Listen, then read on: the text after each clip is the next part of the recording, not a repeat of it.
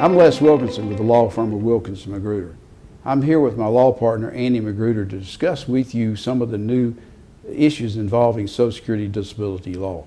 There have been a lot of changes now, and they're going to affect you and your right to receive Social Security disability benefits. So Andy, what are some of the changes that are going on that's going to affect everybody? Well, over the last 6 to 12 months, Social Security has implemented a number of rules that have made it more difficult, that are going to make it more difficult for people to be approved for benefits.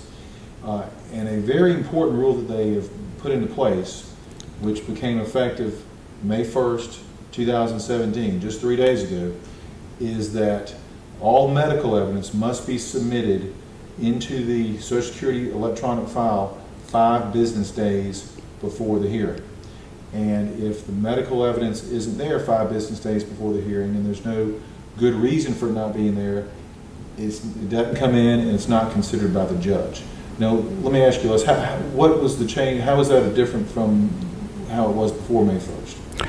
Well, before May the 1st, that wasn't an absolute rule. I mean, you could submit evidence. In fact, the judge would ask you, do I have all the evidence? Do you have anything you know that I should have? And then you could submit it at that time.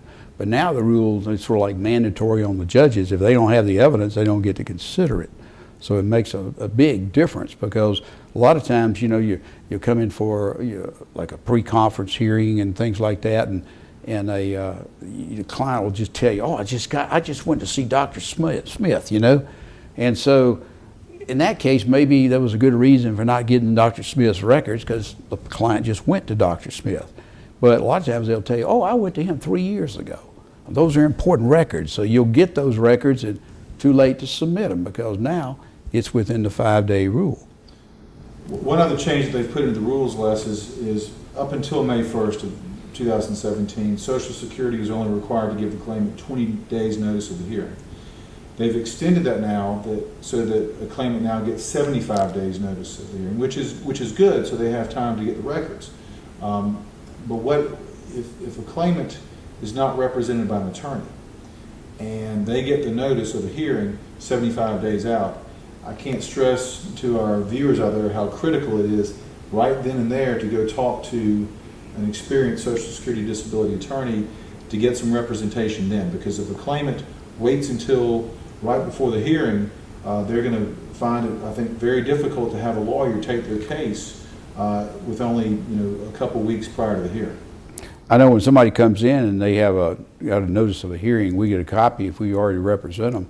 So we know, okay, we got to call them up and make sure we got all the records. Have there been anybody that we don't know about? So we can collect those records, and you tell them it's important, because if they just omit somebody or omit some medical provider until they tell us at the last minute, and it might help their case, we're not going to be able to put that in. So if it's important that when you get that 75-day notice, you get a hold of a lawyer if you don't have one, and make arrangements to see if that lawyer will represent you, because you don't want to go to one of those hearings by yourself.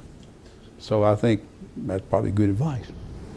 Les, I'll tell you, another change that came with these rules is that requests for subpoenas have to be submitted to the judge at least 10 days prior to the hearing. And this doesn't happen often, but I've got a case now where we've been trying to get records from a particular doctor for months.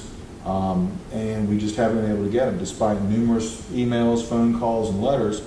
We've not been able to get these records, so we've had to submit a subpoena request to the judge, so the judge can send the subpoena to the doctor's office to get a hearing. And again, this situation doesn't occur often, but again, to someone who doesn't know the rules, if they walk into a hearing and they're going to ask the judge to request a subpoena from a doctor, it's going to be too late at that point in time. So it would behoove anybody and everyone who's got a claim pending, once you get that notice of hearing, you contact your attorney if you've got one. If you don't, get one, because you're going to need one. So I think that's probably good advice to everybody listening or watching the video, is that don't go into a hearing by yourself, and get a hold of your attorney as soon as possible after you get that notice, because time's a ticking and you don't want it to waste. So stay tuned for some more videos.